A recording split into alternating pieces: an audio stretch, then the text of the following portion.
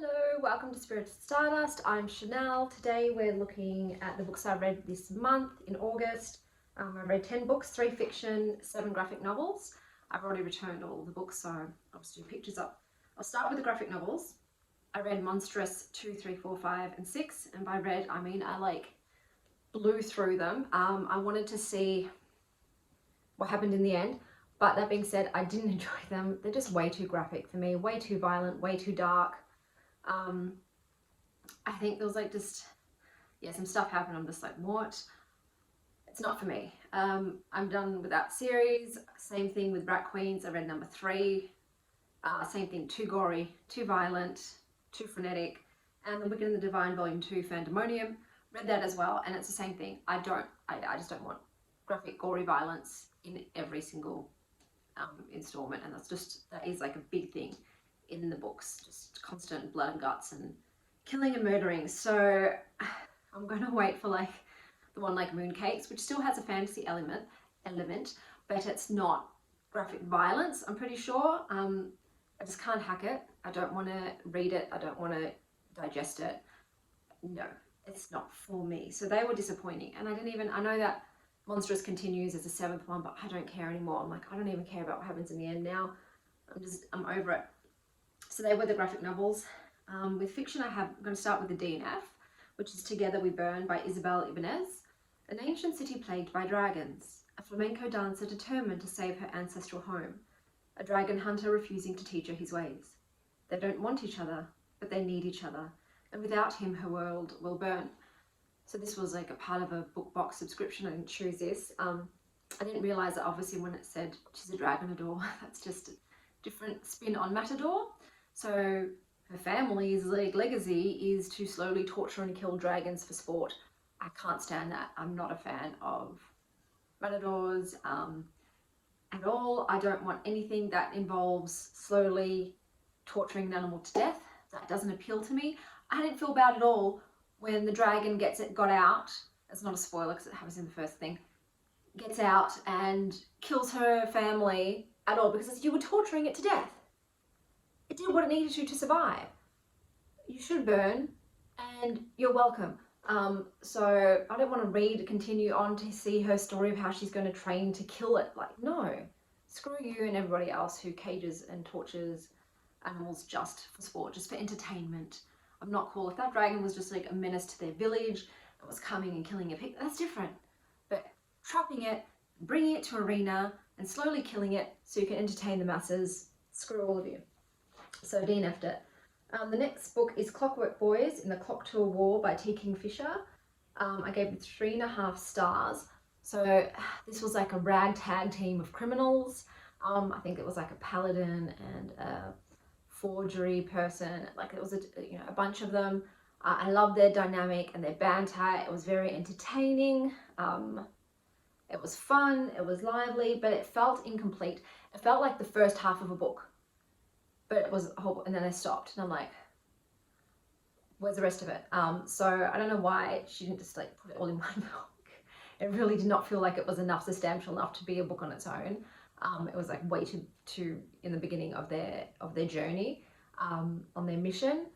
So I still enjoyed it. It was still fun to read. There's a bit of like chemistry, like I said, there's banter, there's adventure, there's hijinks. You wonder how it's going to turn out. So I like the characters. I'm interested to see more, and I will continue reading that one. I gave that 3.5 stars in case I didn't say that.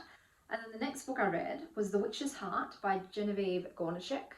When the banished witch falls in love with the legendary trickster Loki, she risks the wrath of the gods in this moving, subversive debut novel that reimagines Norse mythology. From the ancient tales of this novel forges a story of love, loss, and hope for the modern age. So I don't really know much about Norse mythology except what I've seen in, let's be honest, Marvel films. I know the names and I know some of the tales, but not all of it. This was a 4.5 stars for me. It was really well written. I enjoyed the main character, Angrboda. It was a bit annoying with the amnesia thing. I'm not a big fan of the amnesia plot. Like, who was I? I don't remember. That drives me mad.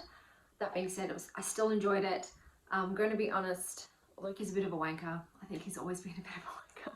But in this one, you really like, yeah, she deserves better, and she gets better. I'll talk about that more in the spoiler section. I don't want to give it all away. I don't know how much is based, like how loyal it is to the original Norse mythology and how much is her spin. But this was tragic. It was heartbreaking. It was adventurous. There's love and loss and sorrow, and it was a really fun ride. It was a wild ride. I'm like, wow. But then again, like a lot of mythologies are like full on, so it is full on. But I really enjoyed that. Like I said, that was 4.5 stars. I'm going to go to the spoiler section now. I have to keep this brief because it's my partner's 30th birthday and I've got to bake a birthday cake. So, like I said, with the graphic novels, didn't like them. I'm done with it. The DNF, as you know, not interested in that. Clockwork Boys, I do sort of like the romance that is starting. I wasn't sure at the first, the female protagonist felt a bit maybe bi. I was getting bi, but seems to be maybe hetero. But I don't mind the male love interest for her. I quite like their dynamic, and it's very cute. Because there's also a bit of like, obviously one of her team is an ex-lover. I'm not a fan of that. My exes are my exes. I don't ever entertain getting back with them. I wouldn't want to hang out with them, and I definitely wouldn't flirt with them. I don't know. I guess everyone's, relationships are different and everyone treats their exes differently, but I thought I'm like, oh, that's a bit weird. Like, just working with them and they're sort of flirting. It's like, are you over? Are you not over? I don't know. So we don't really know what their past was, if it was just a hookup or not. I'm not sure. But I like all of their relationships with each other and how they're getting to know each other. I like the magic in this world. And it's interesting. I want to see where it goes. The Witch's Heart. Okay, so there are some bits where it's sort of a bit dull because, like I said, she doesn't remember who she is, and she's alone in a forest, and Loki finds her. Loki's such a dick, but they've got chemistry, so she sort of falls in love with him, but he's always going off. He's always leaving her behind and returning whenever he wants, and you find out later it's because, he's got another wife, Sigyn, back in Asgard, and I'm like, oh, yuck. It is just that whole like 2 wives thing, double life. I'm like, no, but she was like, okay, that's fine. I'm like, really, it's fine.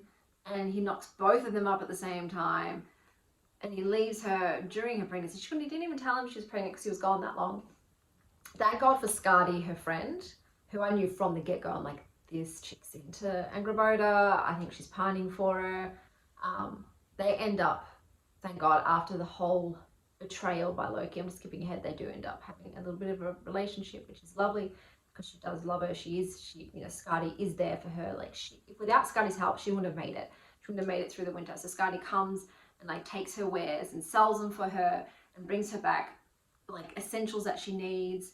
It turns out that she was the wolf mother witch that there's a lore about, but she didn't remember that. So she ends up having children with Loki. She bores Hel first, who's like, the baby was dying in her womb and she used magic to bring it back. So Hel's born with like dead legs, but through her magic, she helps sustain her. And then she bores Fenrir the wolf. And then she bores I can't remember his name, it's like Jormungand or something like that. Jormungand, I can't remember his name, the snake. To Loki. You can tell Loki's like, he likes Hel the most and Hel likes him, which sort of breaks my heart a bit because it's like, your dad's deadbeat. He's a deadbeat dad. He's an absent father. He doesn't deserve any of your love. But that's the way it goes sometimes, I guess. Little girls love their daddies. So there's a lot of business. Like I said, 3 times she bores him children. That annoyed me. I'm just like, man, as soon as you knew that this guy had other wife on the side and he's like leaving you to stay with them, you don't have more children with this person. You try and limit your association with this person, but the heart wants what the heart wants. He returns her heart to her too. I think that's a big thing. So her heart was carved out from her by Odin, and she was like set on fire 3 times, and she's got all this trauma, and she feels that's why she's trying to hide in the forest. And Loki finds her heart and returns it to her. So I think that's I don't think it was all her choice to fall in love with him. I think that had a big part to play. But, Sneaky is as Sneaky does, and he ends up ratting them out to Odin, And so Odin and his sons and whatever come to the forest, and they take the children and they take her.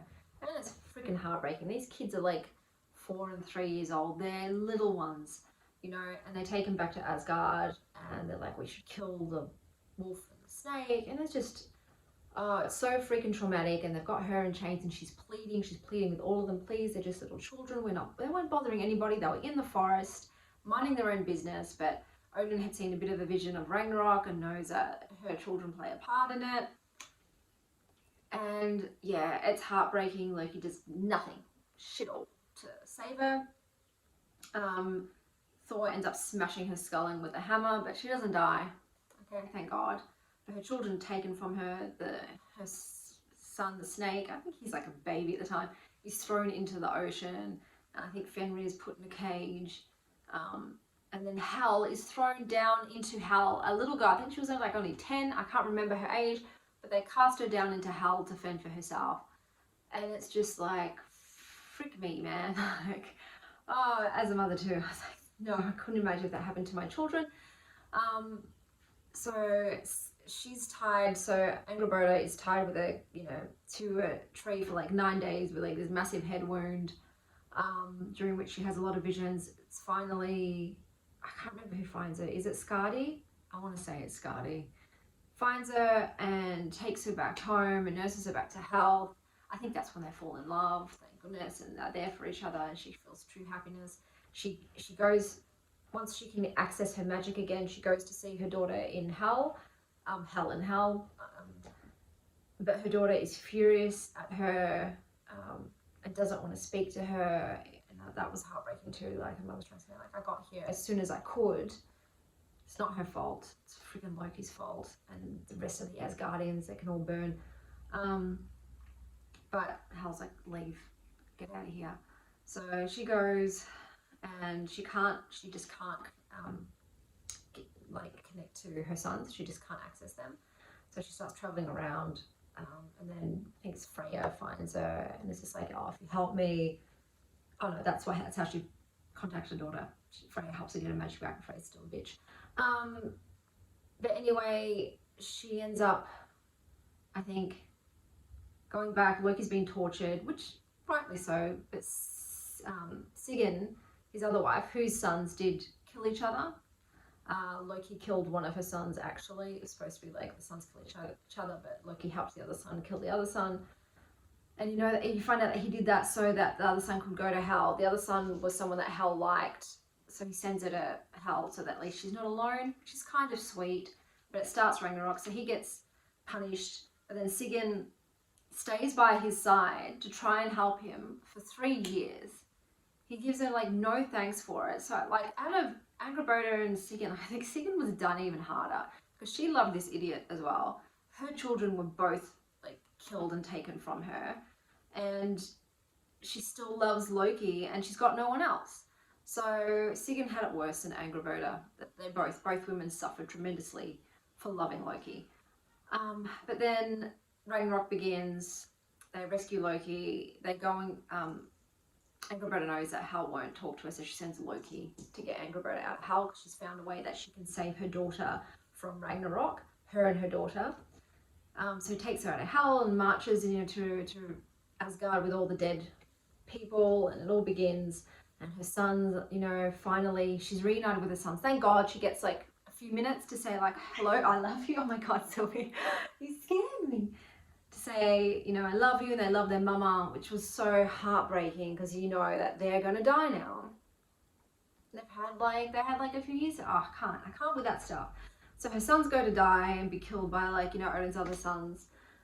And anyway, the fires start coming, but then Angrboda realizes that Hel is in love with, I think it's Baldur, one of Sigyn's and Loki's sons, and her magic will only save 2. She only made it for 2. So she decides to save Hel and Baldur instead. She ends up giving her heart to Hel so that she can heal and have legs that aren't dead. But Hel lapses into a coma while this is happening, so she can't even say goodbye to her daughter. But she tells Baldur. So that was just so depressing. And the worst, so she burns to death. The worst thing of it is that you find out later that a lot of people survived, because they just jumped into the ocean. And I'm like, Angaboda, with all that knowledge and all that, you didn't think, like, that didn't come up, like, hey, if we just swim out into the ocean, we won't burn in the fire that consumes Asgard. Like, how many more of your loved ones could you have saved? That was really frustrating to me to hear that. Like, oh yeah, they just jumped in the ocean. I'm like, oh, god damn it. So anyway, at least Hal and Baldur sort of live on, and they have their children, and they tell their children all about Angrboda and Loki and Skadi and Fenrir and all of them. So at least they live on in that way. But it's just mythology is just so depressing. So it's not like a really happy ending. It's an okay ending. It's not completely dark and tragic, but it's just like, it's not enough for me. But I still enjoyed it. Like I said, 4.5 out of 5 stars. It was really enjoyable. And yeah, fucking Loki. But that's everything I've read this week in August. I hope you're having a terrific morning, afternoon, or evening, wherever you are. And as always, stay well, Star Child.